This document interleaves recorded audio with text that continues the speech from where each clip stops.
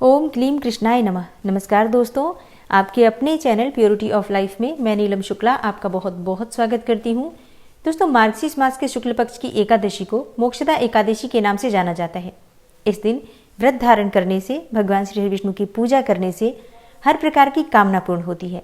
और जैसे कि इस एकादशी का नाम है मोक्षदा, अर्थात मोक्ष प्रदान करने वाली एकादशी, तो इस दिन व्रत धारण करके भगवान श्री विष्णु की पूजा कर लेने मात्र से ही सभी प्रकार की परेशानियों से मुक्ति मिल जाती है, हर प्रकार के पाप कर्म समाप्त हो जाते हैं और भगवान श्री विष्णु की असीम कृपा जब प्राप्त हो जाती है तो मरणोपरांत वैकुंठ लोक की प्राप्ति होती है, मोक्ष की प्राप्ति होती है। तो आज की वीडियो में आप जानेंगे कि इस बार मोक्षदा एकादशी कब है, एकादशी की तिथि कब प्रारंभ होगी, कब समाप्त होगी, व्रत हमें कब धारण करना है और पारण का यानी कि व्रत खोलने का शुभ मुहूर्त कब है। आज के दिन किस प्रकार से भगवान श्री विष्णु की पूजा करनी चाहिए, किन मंत्रों का जप करना चाहिए और कौन सा उपाय करें जिससे कि आज जो हम व्रत धारण कर रहे हैं या फिर बिना व्रत किए भी पूजा आराधना कर रहे हैं, हमारी पूजा का, हमारी प्रार्थना का संपूर्ण फल हमें प्राप्त हो। इसके लिए आज विशेष क्या करना चाहिए, संपूर्ण जानकारी मोक्षदा एकादशी व्रत से संबंधित आज की वीडियो में मैं आपसे शेयर करने वाली हूँ। तो वीडियो बहुत महत्वपूर्ण है, पूरा जरूर देख लीजिए। अच्छी लगे वीडियो तो लाइक भी जरूर कीजिए और शेयर भी जरूर कीजिए फैमिली फ्रेंड्स के साथ। चैनल पर पहली बार आए हैं, अगर अभी तक आपने चैनल को सब्सक्राइब नहीं किया है तो आज की वीडियो अगर आपको अच्छी लगे तो चैनल को सब्सक्राइब करके बेल आइकन को जरूर प्रेस कर लीजिए। इससे ये होगा कि इस चैनल पर जो भी नई वीडियो अपलोड होंगी उनकी नोटिफिकेशन आपको सही समय पर प्राप्त होगी। तो सबसे पहले जानते हैं कि एकादशी तिथि कब प्रारंभ हो रही है, कब समाप्त हो रही है और व्रत हमें कब धारण करना है। देखिए, मार्गशीर्ष मास के शुक्ल पक्ष की एकादशी तिथि प्रारंभ हो जाएगी 22 दिसंबर को सुबह 8:16 पर और समाप्त होगी 23 दिसंबर को सुबह 7:12 पर। तो अब मोक्षदा एकादशी का व्रत हमें कब धारण करना है। देखिए, इस बार एकादशी का व्रत 2 दिन धारण किया जाएगा। बहुत सारे भक्त हैं जो कि 22 दिसंबर को ये व्रत धारण करेंगे और कई स्थानों पर यह व्रत 23 दिसंबर को भी रखा जाएगा। तो आपके यहाँ जिस दिन भी एकादशी का व्रत रखा जा रहा है, आप अपने आसपास देखिए या फिर जिस भी समुदाय को आप मानते हैं, वैष्णव समुदाय या फिर स्मार्त समुदाय, तो उसके अनुसार आप व्रत धारण कर सकते हैं। मतलब 22 दिसंबर और 23 दिसंबर दोनों दिन में किसी भी दिन आप व्रत धारण कर सकते हैं, कोई दिक्कत नहीं है। लेकिन जो एकादशी तिथि 22 दिसंबर को है, आपकी जानकारी के लिए बता दूं, ये दशमी युक्त एकादशी है और 23 दिसंबर की जो एकादशी है इसे द्वादशी युक्त एकादशी कहा जाएगा। और हाँ, 23 दिसंबर यानी कि शनिवार को जो एकादशी है वो त्रिस्प्रेसा एकादशी मानी जाएगी, क्योंकि इस दिन एकादशी तिथि में सूर्योदय होगा, फिर द्वादशी तिथि पूरे दिन रहेगी और द्वादशी तिथि समाप्त हो जाएगी 24 दिसंबर को सुबह के समय 6:24 पर। फिर इसके बाद त्रयोदशी तिथि लग जाएगी, तो सूर्योदय होने से पहले त्रयोदशी तिथि आ जाएगी। इसका मतलब एकादशी, द्वादशी और त्रयोदशी तीनों तिथियों का संगम होगा। ऐसे में इस एकादशी को त्रिस्प्रेसा एकादशी माना जाता है और इस एकादशी का व्रत धारण करने से कई एकादशियों का, ऐसा कहा जाता है कि हजारों एकादशी के समान पुण्यफल प्राप्त होता है। तो आप चाहें तो 23 दिसंबर को व्रत धारण कर सकते हैं, लेकिन अगर आपके यहाँ, आपके आसपास 22 दिसंबर को भी व्रत किया जा रहा है तो बिल्कुल आप कर सकते हैं, परेशान होने की कोई आवश्यकता नहीं है।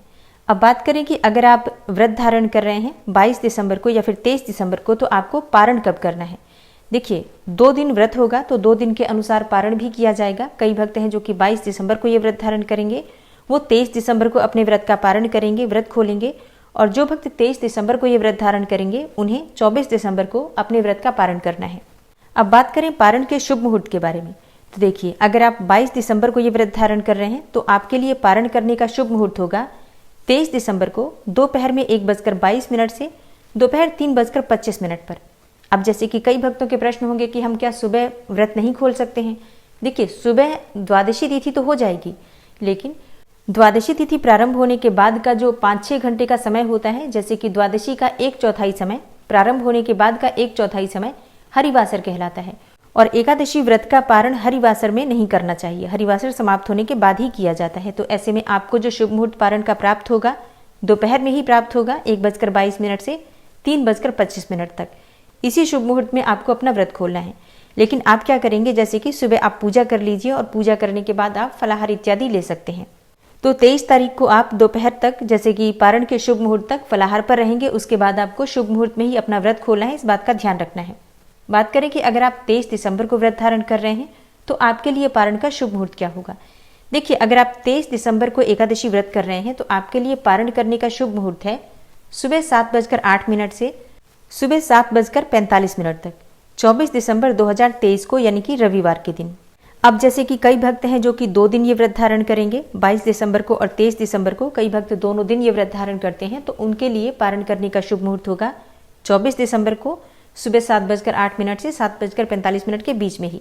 मतलब पारण आपको 24 दिसंबर को करना है अगर आप दोनों दिन व्रत धारण करते हैं तो पारण का शुभ मुहूर्त ध्यान रखिए, क्योंकि अगर आप शुभ मुहूर्त में व्रत नहीं खोलते हैं तो आपके किए गए व्रत का संपूर्ण फल आपको नहीं मिलता है।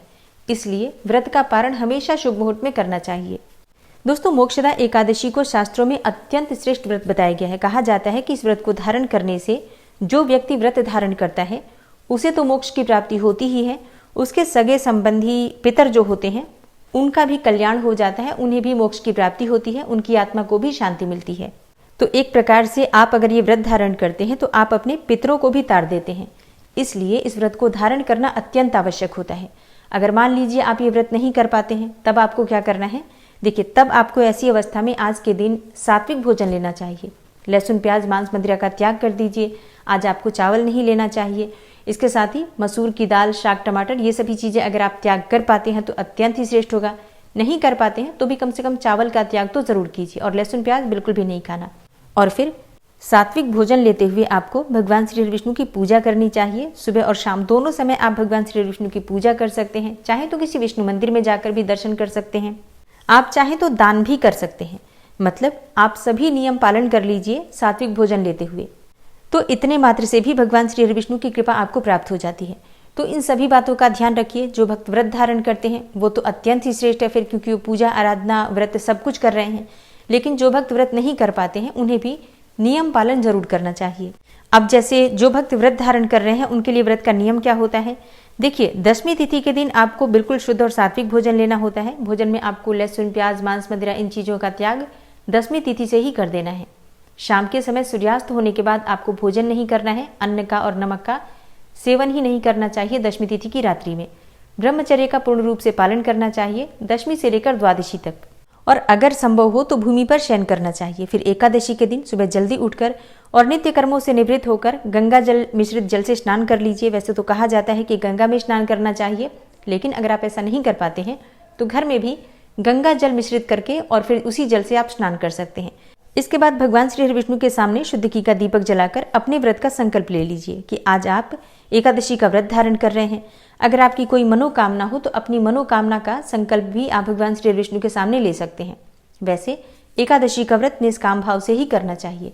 तो जिस भी प्रकार से संभव हो आप व्रत का संकल्प लेकर ही व्रत प्रारंभ करते हैं और इसके बाद विधि विधान से भगवान श्री विष्णु की पूजा करते हैं। भगवान की आरती कर लीजिए, उन्हें फल इत्यादि अर्पित कीजिए। आज के दिन भगवान को पीले रंग के फूल अर्पित करने चाहिए और पीले वस्त्र अर्पित करने चाहिए। पीली वस्तुओं से भगवान की पूजा करने से वो अत्यंत प्रसन्न होते हैं। तो विधि विधान से भगवान श्री विष्णु की पूजा एकादशी के दिन करनी चाहिए। फिर द्वादशी तिथि के दिन शुभ मुहूर्त में ब्राह्मण को भोजन कराने के बाद स्वयं अपना व्रत खोलना चाहिए, व्रत का पारण करना चाहिए। इस प्रकार से अगर आप नियम पूर्वक व्रत धारण करते हैं एकादशी का, तो विश्वास कीजिए आपके जीवन की सभी समस्याएं भगवान श्री विष्णु की कृपा से दूर हो जाती हैं और भगवान श्री विष्णु की असीम कृपा से वैकुंठ लोक की प्राप्ति होती है। तो उम्मीद करती हूँ आज की ये वीडियो आपको जरूर पसंद आई होगी। आगे आने वाली वीडियो में संपूर्ण रूप से आपको एकादशी व्रत की पूजा विधि और व्रत की कथा की जानकारी भी मिलेगी। तो इसलिए चैनल से जुड़े रहिए। मिलती हूँ मैं आपसे अगली वीडियो में, तब तक के लिए जय श्री राधे।